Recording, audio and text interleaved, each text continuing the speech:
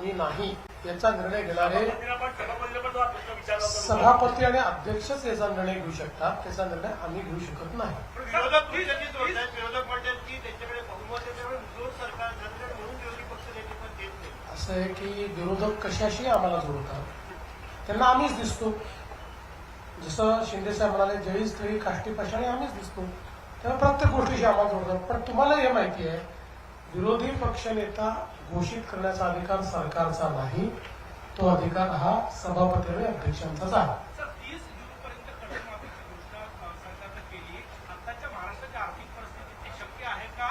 दुसरं 2007 आणि 8ला जी चुकी झाली की श्रीमंत शेतकऱ्यांना जास्त फायदा झाला, विदर्भातल्या शेतकऱ्यांना कमी फायदा झाला. स्क्रुटिनी कशी असणार या विचाराचं? असं आहे की आता परवडो का न परवडो, एकदा करायचं ठरलं तर करायचं. त्याचा फार विचार करायचा नसतो. कारण शेतकऱ्यांना द्यायचं म्हटलं तर आता जसं मार्ग निघेल तसा काढू. त्यामुळे आता जी घोषणा केली आहे त्या घोषणावर आम्ही पक्के आहोत. ती योग्य शेतकऱ्यांना आणि ज्याला आपण म्हणू शकतो पात्र शेतकऱ्यांनाच मिळाली पाहिजे.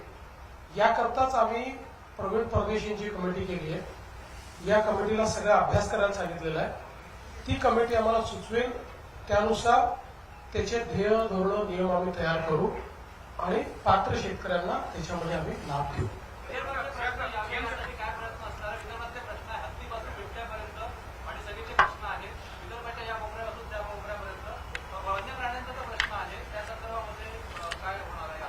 निश्चितपणे वन्य प्राण्यांच्या प्रश्नावरही आम्ही समर्पक उत्तर देऊ. कारण त्या संदर्भात एक पॉलिसी आपण तयार केलेली आहे. वाघाच्या संदर्भातली पॉलिसी तयार केली आहे, हत्तीच्या संदर्भातली तयार केली आहे, बिबट्यांच्या संदर्भातली केली आहे. तर त्याचं योग्य उत्तर हे आपण त्या ठिकाणी देऊ. आणि मी सांगतो की सत्तारूढ पक्षाच्या वतीनं तर आमचा प्रयत्न असेल की विदर्भातले आणि सोबत मराठवाडा जोडतो मी, कारण मागास भाग जो काही आपला ज्याला म्हणतो आपण, असा जो सगळा त्या भागातले प्रश्न सुटले पाहिजे म्हणून अधिवेशन आहे. त्यामुळे विदर्भ मराठवाड्यातले जास्तीत जास्त प्रश्न लागावे असा आमचा प्रश्न, आमचा सत्तारूढ पार्टी म्हणून प्रयत्न असेल. तसंच विरोधी पक्षांनी प्रयत्न करावा.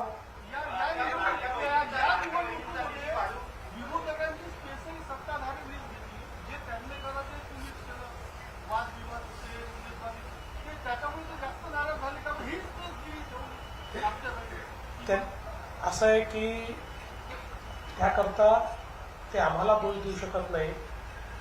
हा सर्वस्वी त्यांचा दोष आहे. याचं कारण बघा, नगरपालिकेची निवडणूक ही कार्यकर्त्यांची निवडणूक असते.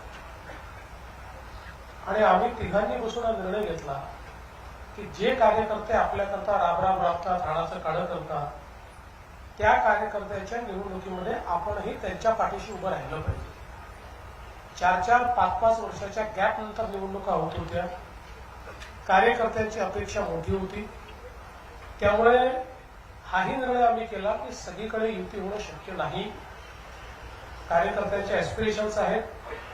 त्यामुळे जिथे शक्य आहे तिथे आम्ही युती केली, जिथे नाही तिथे नाही केली. कुठे 2 पक्षांनी केली, कुठे 3 पक्षांनी केली, कुठे कोणीच केली नाही. आणि सिरियसली या निवडणुकीमध्ये आम्ही सगळे उतरलो. मी मुख्यमंत्री असलो तरी 10,000 लोकसंख्येच्या गावातही जाऊन प्रचार करून आलो. कारण जे कार्यकर्ते आमच्याकरता काम करतात, प्रचार करतात, त्यांच्याकरता मत मागणं ही आमची जबाबदारी आहे. दुर्दैवाने विरोधी पक्षातले जे नेते आहेत ते कार्यकर्त्यांना विसरले. त्यांचे कार्यकर्ते लढत नव्हते का? लढत होते. कार्यकर्ते लढले, त्यांनी निवडणुका लढल्याच. पण नेत्यांनी मात्र कार्यकर्त्यांना वाऱ्यावर सोडलं. कार्यकर्त्यांकरता ते मैदानावर उतरले नाहीत. आणि असं एकमेव कारण होतं की पुढची भीती होती, त्यांना हारण्याची भीती होती. जसं त्या ठिकाणी समजा या निवडणुकीत हारलो तर मग आता जे काही आपल्या महानगरपालिकेमध्ये ब्रँड ठाकरे दाखवायचा आहे, मग उबाठा दाखवायची आहे, मग एनसीपी एसपी दाखवायची आहे आणि आम्ही कसे जिंकणार आहोत, त्याचा फुगा फुटेल, काँग्रेसचा फुगा फुटेल म्हणून यांनी हिंमत केली नाही आणि म्हणून हे उतरले. हे सस्पेक्ट आहे.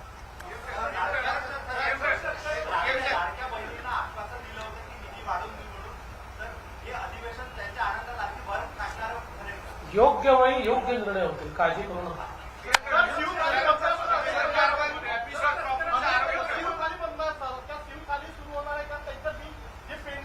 जेवढ्या ठिकाणी शिवथाळी चालली आहे ती सगळी चालू राहील. त्यांची बिलही आम्ही देतो. नव्याने आता केंद्र उघडत नाही, पण जे केंद्र उघडलेले आहेत ते सगळे चालवणार. जमीन घोटाळ्यानंतर सरकारवर ऑफिस ऑफ प्रॉफिटचा आरोप होतोय. काय खंडवा जमीन घोटाळ्यानंतर सरकारवर ऑफिस ऑफ प्रॉफिटचा आरोप होतोय. निष्पक्ष चौकशी होईल काय? चौकशी चाललेली आहे. काही लोकांना असं वाटतं की आज सांगितलं की उद्या उत्तर यावं, असं नसतं. चौकशी नीट करावी लागते, कारण शेवटी प्रत्येक चौकशीचा रिपोर्ट हा हायकोर्टात चॅलेंज होतो. आणि चौकशी शॉर्टकटमध्ये केली, कोणाला संधी न देता केली तर प्रिन्सिपल ऑफ नॅचरल जस्टिसवर अशा पद्धतीनं हायकोर्ट ती चौकशी समितीचा रिपोर्ट खारिज करते. आणि म्हणून योग्य ती संधी देऊन पूर्णपणे निष्पक्ष याची चौकशी होणार आहे. आतापर्यंत आपण बघा, अतिशय वेळेत या संदर्भात एफआयआर दाखल झालेला आहे. एफआयआरवर कारवाई चाललेली आहे, अटकही झालेली आहे. त्यामुळे इथे काही लपवालपवी करण्याचं कारण नाही.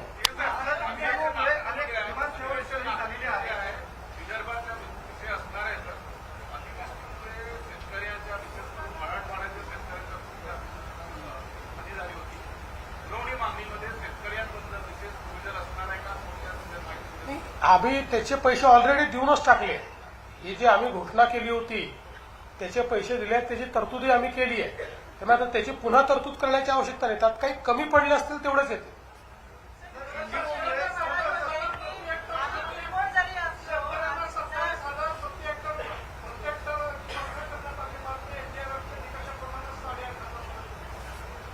जर आम्ही जे सांगितलं ते नीट आपण ऐकलं आणि काय घडलंय बघितलं तर आपल्या लक्षात येईल. एनडीआरएफच्या निकषाप्रमाणे पैसे दिले, त्याच्यासोबत 10,000 रुपये वेगळे दिले आणि त्याच्यासोबत खरडून गेलेल्या जमिनीकरता वेगळे दिले, विहिरीकरता वेगळे दिले. असे सगळे पैसे जर तुम्ही बघितले तर जो पहिला शेतकरी आहे म्हणजे कोरडवाहूचा, त्या कोरडवाहूच्या शेतकऱ्याला 8,500 रुपये प्लस 10,000 रुपये आणि मग खरडून गेल्याचे वेगळे आहेत. त्याच्यावरचा जो शेतकरी आहे बागायती, त्याला 22,000 प्लस 10,000 आहे, म्हणजे 32,000 आहे. आणि मधला जो हंगामी बागायती आहे त्याला 17,500 आणि 10,000 असे 27,000 आहे. तसे दिले. लोकशाहीचे सत्ता पक्षांनी पायमल्ली केलेली आहे आणि आम्ही जरी कमी असलो संख्येने तरी आपलं बळ भरपूर आहे आणि त्यांनी लोकशाहीची पायमल्ली खरं म्हणजे लोकशाहीवर बोलण्याचा त्यांना अधिकारच राहिलेला नाही. याचं कारण भारताच्या संविधानाने तयार केलेल्या एकाही संस्थेवर त्यांचा विश्वास नाही. त्यांना न्यायालय मान्य नाही, त्यांना निवडणूक आयोग मान्य नाही, त्यांना आरबीआय मान्य नाही, त्यांना विधानमंडळ मान्य नाही, त्यांना विधानमंडळाचे पीठासीन अधिकारी मान्य नाही, त्यांना सीएजी मान्य नाही. त्यामुळे भारतीय संविधानावर त्यांचा विश्वास नाही, संविधानाने तयार केलेल्या संस्थांवर त्यांचा विश्वास नाही. त्यामुळे त्यांनी संविधानावर बोलणे हास्यास्पद आहे. अरे पहिल्या बेंचवाल्यांनी जर मागच्यांना ताब्यात नाही.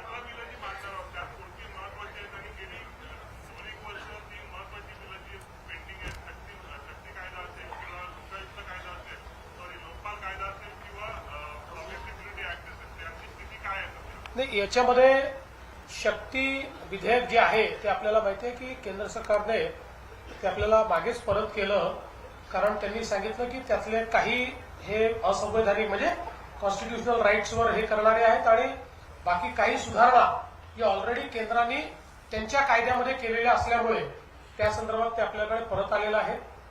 लोकपाल विधेयक जे आहे हे केंद्राने आपलं मंजूर केलेलं आहे. फक्त त्याच्यामध्ये आपल्याला एक सुधारणा करायला त्यांनी सांगितलेली आहे की आपण लोकपाल विधेयक करताना राज्यासोबत केंद्राचे अधिकारी पण त्याच्यामध्ये घेतले होते. तर त्यांनी त्यात तेवढी सुधारणा आपल्याला सांगितली. बाकी सगळं मान्य केलं. तेवढी सुधारणा आपण करणार आहोत की केंद्राचे अधिकारी हे केंद्रीय लोकपाल बिलाने कव्हर असल्यामुळे त्यांना वगळायचं. बाकी आपलं लोकपालाचं बिल त्यांनी जवळपास सगळं मान्य केलेलं आहे. आणि आपलं जे पब्लिक सिक्युरिटीचं जे विधेयक होतं ते आता अंतिम टप्प्यामध्ये आहे, ते लवकरच मान्य होईल. सगळ्यांना बसलं. शिंदे सर, आज आदित्य ठाकरेंचं फ्लाईट मिस झालं. 11-12 मगाशी मी बोललो ना त्याच्याबद्दल. विमान मी सोडत नाही ना त्यांचं, मग विमान मी सोडत नाही. अरे बाबा, मी मगाशीच सांगितलं ना, आरोप टीका करायची असेल तर पूर्ण वेळ तर अधिवेशनात बसलं पाहिजे. आता उलट ते कारण चांगलं. उद्धव ठाकरे म्हणतायत की उद्धवजी इंडिगोच्या विमानाने फिरत नाही एवढी माहिती जर तुम्हाला आहे, ते ज्या विमानाने फिरतात त्या विमानाला कुठलीही अडचण नाही, ते नीट येऊ शकतात. बाकी कोणाला अडचण असेल तर शिंदे साहेबांनी आणि मी समृद्धी महामार्ग बांधलेला आहे. गाडी पाहिजे असेल तर पाठवून देतो. गाडीत बसून 7-8 तासात नागपुरात पोहोचता येईल. खूप लोक समृद्धीने आले. लाडक्या बहिणी सुरक्षित नाही असं विरोधक म्हणतात महाराष्ट्रात.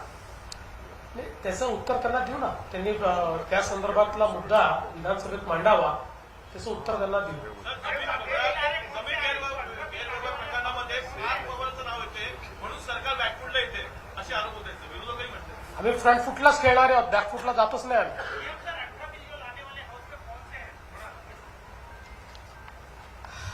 महाराष्ट्र सार्वजनिक विश्वस्त व्यवस्था दुसरी सुधारणा, महाराष्ट्र दुकानी व्यवस्थापना सुधारणा, महाराष्ट्र सुधारणा, महाराष्ट्र धरण जमिनीचे तुकडे पाडण्यास प्रतिबंध, महानगरपालिका पाठवून देतो. त्यांना पाठवा. नाहीतर पटलावर ठेवतो.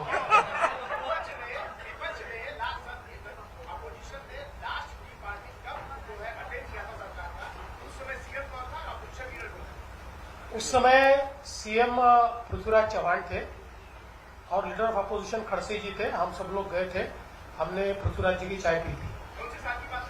2011 की होगी. 11 कायदा आणि लवचिक कायदा या दोन्हीसाठी काय ते आता अपेक्षित आहे. या संदर्भात कमिटी आपण केलेली आहे. माननीय ज्या आपले डीजींच्या अंतर्गत त्याचा रिपोर्ट अंतिम आहे, तो आमच्याकडे येतो. घोषणा हुई, लेकिन आने वाले 3-4 महीनों में कंप्लीट डेवलपमेंट होने वाला क्या क्या क्या क्या क्या क्या इंडस्ट्रियल प्रोजेक्ट. हाँ, नहीं, कंक्रीट ही चल रहा है. आप चिंता मत करो, कुछ हल्का नहीं है, सब कंक्रीट चल रहा है. जो अनाउंसमेंट हुई है वो सारी इंडस्ट्री आ रही है. और हम तो बार बार अभी इस हाउस में भी हम बताएंगे कि हमने डाउस में जो करार किए थे उसमें से कितनी आई, क्या स्थिति है, सब बताएंगे. राज्यातील 4 सुपर स्पेशालिटी हॉस्पिटल खाजगी भागीदारी चालवण्याचा निर्णय सरकारने घेतला आहे का? कारण विधानसभा अद्याप तरी असा कुठलाही निर्णय मंत्रिमंडळापुढे आलेला नाही.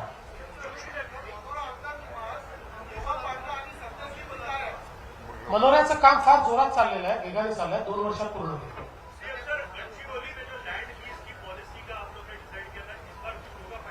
नहीं, हो गया ना, उसको तो उसके लिए कैबिनेट ने निर्णय कर दिया है ऑलरेडी.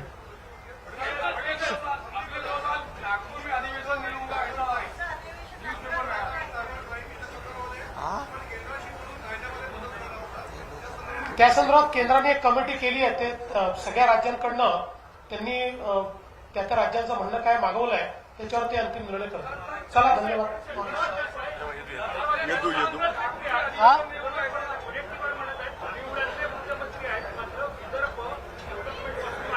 म्हणूनच मी त्यांना सांगितलं जरा बाजूलाच गडचिरोलीला बघा, 14 पूर्वी काय होतं ना आता काय आहे. त्यांचे डोळे बंद हा प्रॉब्लेम. काय यदू जोशी काय येतो.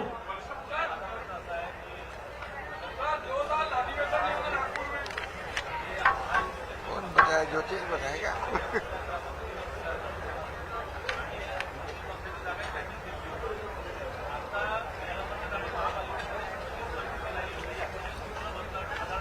पहिली गोष्ट तर आम्ही जरी एकमेकाच्या विरुद्ध लढत होतो तरी पूर्ण मी आता समजा ज्या काही सभा केल्या 38 आणि अजून 5-6 फोनवर केल्या 42 सभांमध्ये कोणावरच टीका केली नाही. म्हणजे आमच्या मित्रांवर तर प्रश्नच नाही, विरोधी पक्षावरही टीका केली नाही. माझं एकही भाषण दाखवा की मी ज्यात विरोधी पक्षावरही टीका केली आहे.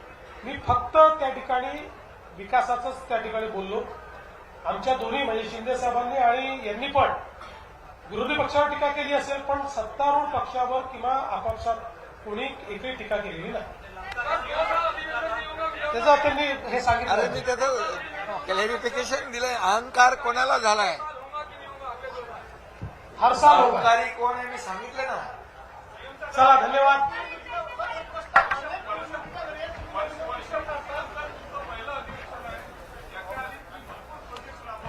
तर नागपूरमध्ये उद्यापासून हिवाळी अधिवेशनाला सुरुवात होती आहे आणि त्या हिवाळी अधिवेशनाच्या आधी ही पत्रकार परिषद होती. माध्यमांशी मुख्यमंत्री आणि उपमुख्यमंत्री हे संवाद साधत होते. त्यामध्ये बऱ्याच मुद्द्यांवर त्यांनी भाष्य केलंय.